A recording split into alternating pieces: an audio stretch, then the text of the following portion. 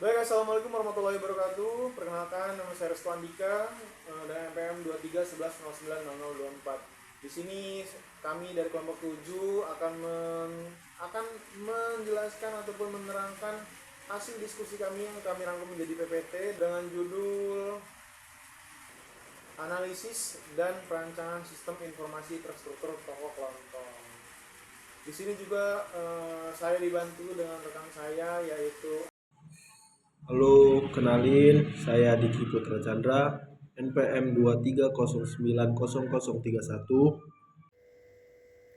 Assalamualaikum warahmatullahi wabarakatuh. Sebelumnya izin memperkenalkan diri, nama saya Cika Vita Salma. Baik, yang pertama-tama akan dijelaskan oleh Diki, kemudian untuk slide selanjutnya akan dijelaskan oleh Cika, dan yang terakhir akan dijelaskan oleh saya sendiri. Latar belakang, toko kelontong merupakan salah satu jenis usaha yang memiliki peran penting dalam mempengaruhi kebutuhan sehari-hari masyarakat. Sebagai bentuk usaha mikro, kecil, atau menengah, yaitu UMKM. Terus di sini ada rumusan masalah. Rumusan masalahnya itu salah satunya bagaimana proses bisnis yang berlangsung di toko kelontong. Terus yang kedua, apa saja kelemahan dari sistem manual yang digunakan dalam pengelolaan barang. Terus yang ketiga, bagaimana rancangan sistem informasi yang dapat meningkatkan efisiensi dan akurasi dalam pengelolaan toko kelontong. Terus ada lagi yang keempat itu apa saja manfaat yang diperoleh toko kelontong dari penerapan sistem informasi yang berbasis komputer. Terus ada lagi batasan masalah, yaitu yang pertama, penelitian hanya berfokus pada toko kelontong skala kecil hingga menengah yang memiliki sistem manual dalam operasionalnya. Terus yang kedua, analisis sistem hanya mencakup pengelolaan stok barang, proses transaksi penjualan, dan pembuatan laporan keuangan.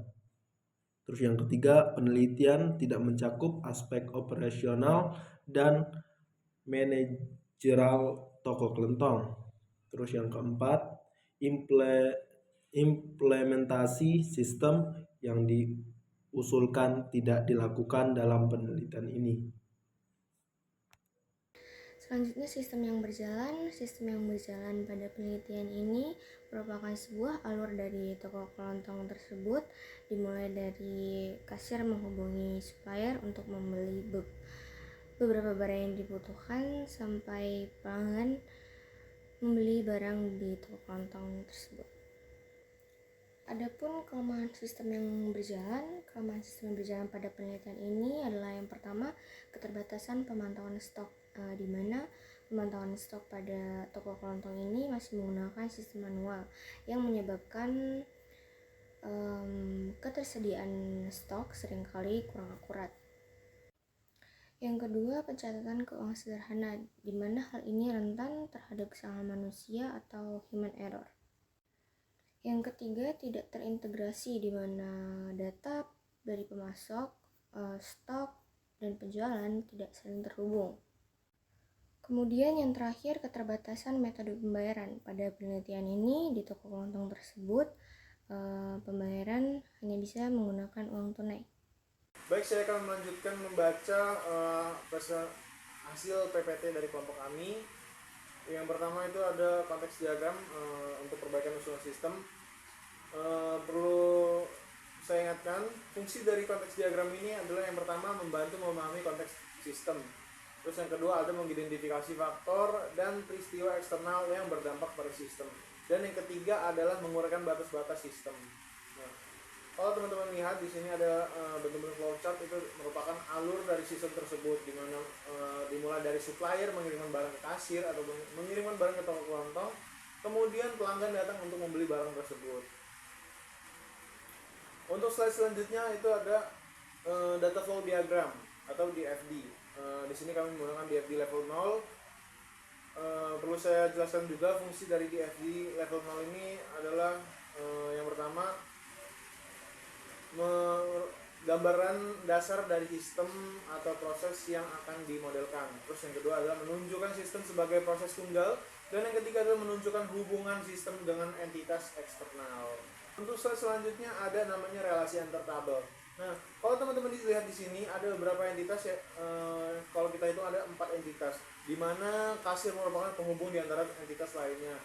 Kalau misalnya kalau teman-teman lihat dari entitas supplier itu mengirimkan barang ke kasir ataupun ke toko kelontong.